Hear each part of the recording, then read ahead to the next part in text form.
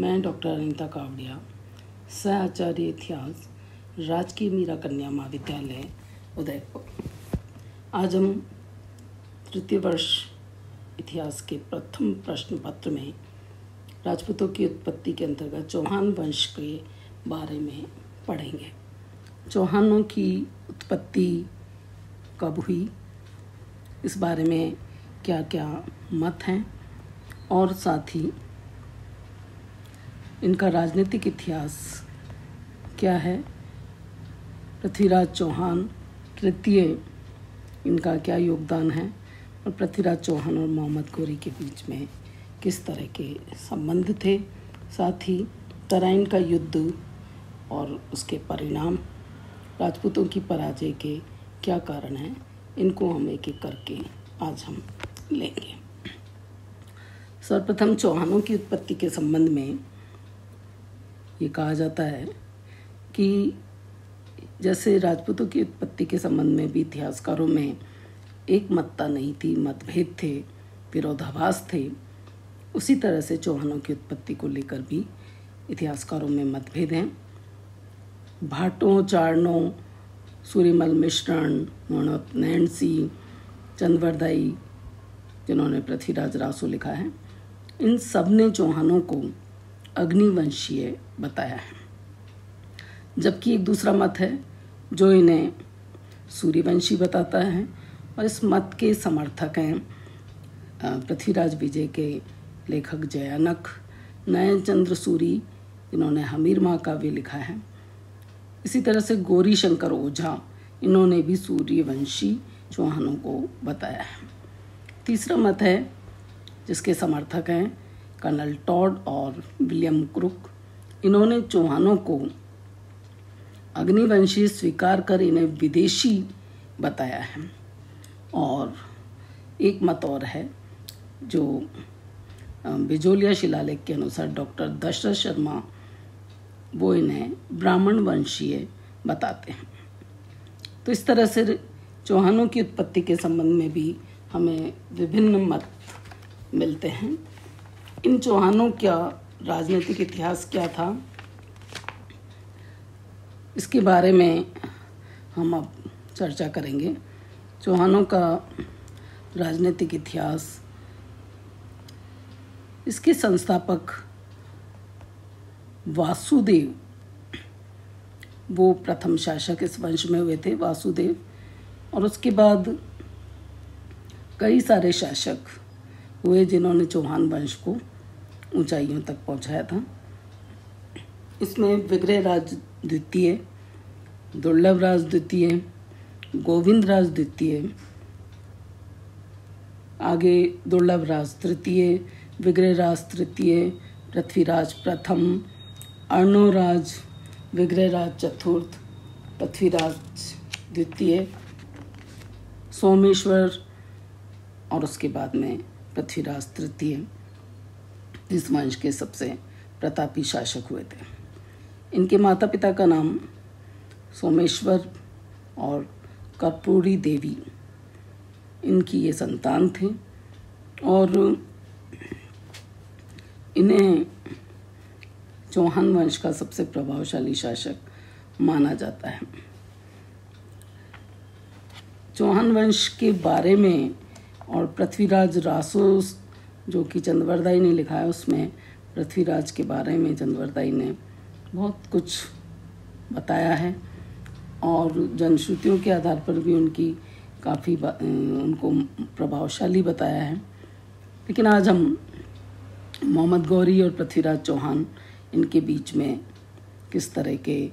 संबंध थे, कौन से युद्ध हुए, उनका क्या परिणाम हुआ, इसके बारे में चर्चा करेंगे।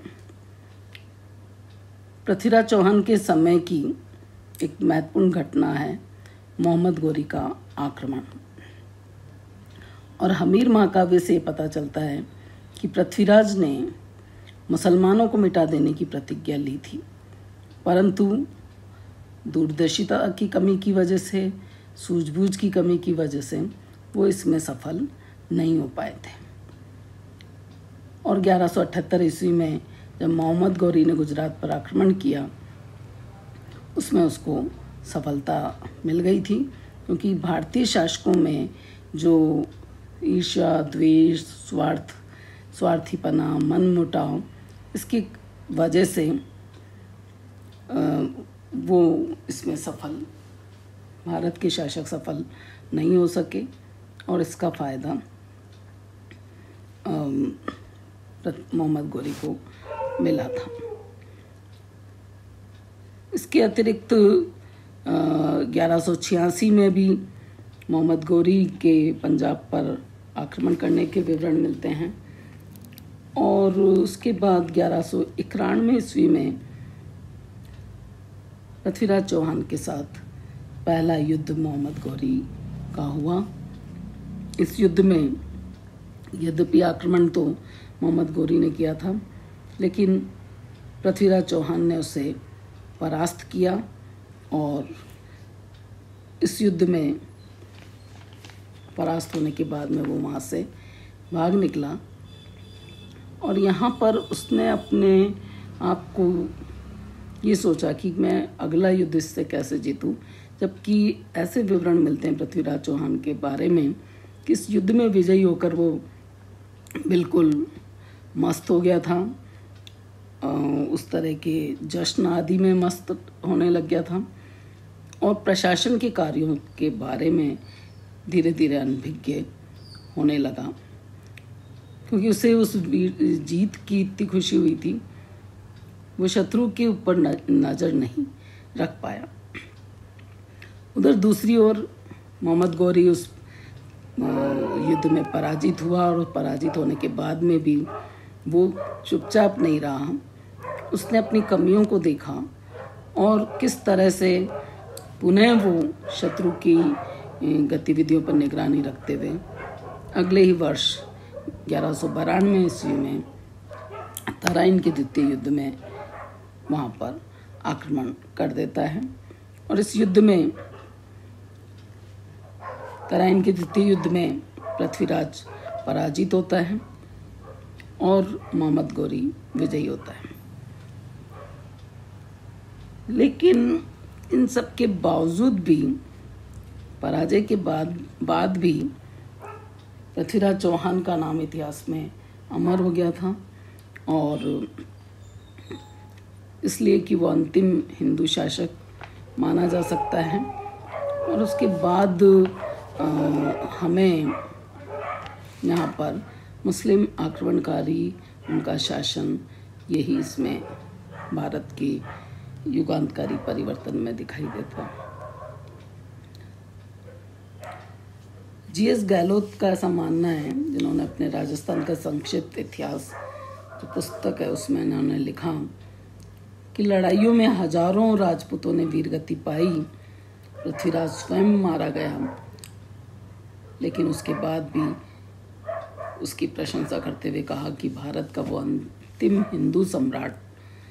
कहा जा सकता है। और इसके बाद लगभग 650 वर्षों तक दिल्ली सल्तनत पर मुस्लिम शासक, उनका शासन चलता रहा। तराइन के युद्ध का परिणाम क्या रहा, इसको लेकर ऐसा माना जाता है कि ये एक निर्णायक युद्ध था और इसने मुसलमानों के आक्रमण और उनकी विजय को सुनिश्चित कर दिया था। और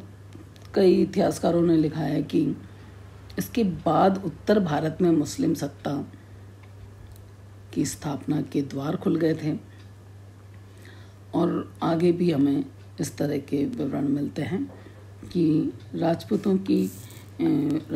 का ये अंतिम शासक था और राजपूतों का एक तरह से शक्तिशाली सत्ता का अंत निश्चित हो गया था। इस युद्ध में राजपूतों की पराजय के क्या कारण थे और साथ ही इस युद्ध में मोहम्मद गोरी की सफलता के क्या कारण रहे हैं। राजपूतों की पराजय के कारणों में ऐसा कहा जा सकता है कि उनमें उस समय जो भारत की राजनीतिक स्थिति थी वो विशेष रूप से उल्लेखनीय है। देश में आंतरिक फूट थी और बाह्य आक्रमणकारी कभी भी आए तो यहाँ के शासक एकजुट नहीं हो सके और इसका फायदा उन्होंने उठाया और इस वजह से ये राजपूतों की पराजय का एक महत्वपूर्ण कारण कहा जा सकता है। दूसरी बात है, यहाँ के राजपूत शासन में गुप्तचर व्यवस्था सुचारू रूप से नहीं थी। मुस्लिम आक्रमण करने से पूर्व भी शत्रु की सैनिक शक्ति और गतिविधियों का जो पूरा आकलन कर लेना चाहिए था, ऐसी व्यवस्था, गुप्तचरों की व्यवस्था यहाँ पर शासकों के पास नहीं थी, उसका अभाव था और इस वजह से वो शत्रु की गतिविधियों से अपरिचित रहते थे। वो क्या कर रहे हैं, क्या निगरानी रख रहे हैं, कहाँ उनके वीक पॉइंट है, इसका वो ध्यान नहीं लगा पाते थे। जबकि मुस्लिम आक्रमणकारियों के पास एक अच्छी गुप्तचर व्यवस्था थी जिससे वो निरंतर अपने शत्रु के बारे में जानकारियां हासिल करते रहते थे और उचित समय पर उस नीति का आक्रमण करके वो बदला ले लेते थे। इसके अलावा हमारे यहाँ पर जो सैनिक संगठन था, जो रणनीति थी, सामरिक नीति थी, उसमें ये कहा जा सकता है कि राजपूत लोग योद्धा थे, वीर थे, श्रेष्ठ थे, लेकिन वो युद्ध जीतना नहीं जानते थे,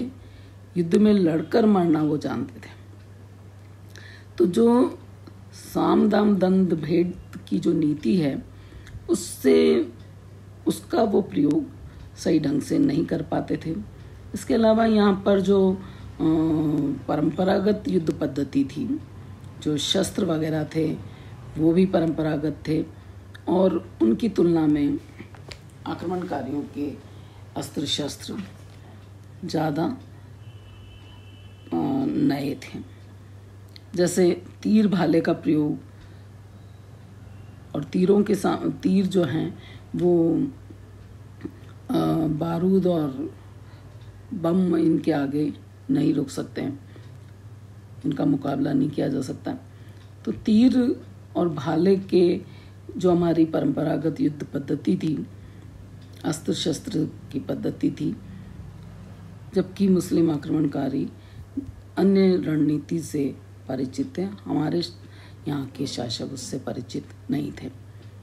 इसी तरह से हाथियों का प्रयोग भारत की सेना के अग्रिम भाग में होता था और यदि उधर से शत्रु पक्ष की तरफ से आक्रमण बारूद आदि के द्वारा कर दिया जाता था तो ये हाथी और घोड़े अपने ही सैनिकों के पीछे रोंदते हुए आगे चले जाते थे और उसके कारण ऐसा माना जा सकता है कि उस समय सेना में अनुशासन या अनुशासनहीनता या भगदड़ मच जाती थी। भारतीय सेना का जो हाथी और घोड़े के अलावा जो दूसरा अंग था, पैदल सैनिक हमारे पास बहुत संख्या में थे, लेकिन विदेशी जो सैनिक थे उनके पास घोड़े होते थे और वो उनका मुकाबला नहीं कर पाते थे। राजपूतों के पास हाथी होते थे और हाथी की तुलना में तुर्कियों के जो घोड़े होते थे वो ज़्यादा फुर्तीले होते थे, उनकी बराबरी नहीं कर पाते थे। इसके अलावा यहाँ के जो शासक थे वो सीमा सुरक्षा पर भी उनके बहुत महत्वपूर्ण कार्य नहीं हैं। उस तरफ से वो बिल्कुल जागरूक नहीं होते थे और इसी वजह से हम देखते हैं कि यदि पृथ्वीराज अपनी सीमा सुरक्षा के लिए पहले ही ठोस कदम उठाते तो गोरी थानेश्वर तक नहीं आ पाता। तराइन के प्रथम युद्ध में विजय के बाद भी पृथ्वीराज को अपनी सीमा को सुरक्षित करने के लिए कार्य करना चाहिए था, उस ओर ध्यान देना चाहिए था, लेकिन पृथ्वीराज ने सीमा सुरक्षा का ध्यान नहीं रखा और इसीलिए ये कह सकते हैं कि पृथ्वीराज शत्रुओं को सीमाओं की सुरक्षा नहीं होने से शत्रु यहाँ पर आने के लिए तैयार बैठे रहे। इसके अतिरिक्त ऐसा माना जा सकता है कि राजपूतों में सिर्फ पृथ्वीराज ही एक योग्य शासक राजा था, जबकि मुसलमानों में हम देखें, यदि उसका प्रतिद्वंदी देखें, मुसलमानों में जो भी है, चाहे मोहम्मद गोरी है या उससे पहले गजनवी है या मोहम्मद गोरी के साथ कुतुबुद्दीन, ये जो भी रहे हैं, ये एक योग्य सेना नायक थे। और हमारे यहाँ जो सामंती व्यवस्था थी, जिसमें सैनिक शक्ति सामंतों से मिलती थी और सामंतों की सेना के बल पर वो लड़ते थे, तो कई बार सही सेना नहीं मिलने से या उन कई जातियों में असंतोष रहता था, उसका परिणाम भी राजाओं को भुगतना पड़ता था और इस सब का फायदा भी मुसलमानों को मिलता था। तो योग्य प्रतिद्वंदी, सामंती प्रथा, सीमा सुरक्षा, गुप्तचर प्रणाली, उचित रणनीति, स्थायी सेना शासकों के पास नहीं होना और खुद केंद्रीकृत शक्तिशाली केंद्रीय सत्ता का अभाव होना, देश में राजनीतिक वैमनस्यता होना, परंपरागत युद्ध पद्धति, ये बहुत से कारण हैं जिसकी वजह से हम कह सकते हैं कि तराइन के द्वितीय युद्ध में पृथ्वीराज चौहान की पराजय हुई, राजपूतों की पराजय हुई।